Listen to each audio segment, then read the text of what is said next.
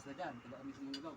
Ito po ngayon, ang payloader na gulong na to. Kailangan naman ito, hindi na binabaklas. Dito na lang ibubulkanize at nakakabit pa. Ito naman, garantisadong talaga namang hindi masyadong mahirap. Dito na ibubulkanize at hindi na binaklas pa ang gulong. Yo, yo, yo. Kaya naman, okay naman ito pag binulkanize. Nakita nyo naman.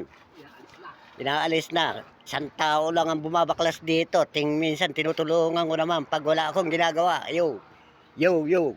Kaya garantisado namang matibay pa naman ito. Kailangan malaki pa ang spike ng payloader na to. Matagal pa itong palitan siguro. Kaya makakapal naman ng gulong.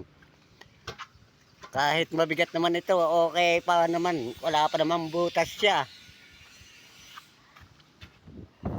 Taon pa siguro ang aabutin bago palitan naman itong gulong na ito. Kaya naman ito ay pa-vulcanize na. Garantisadong lalakad na ito at konting repair.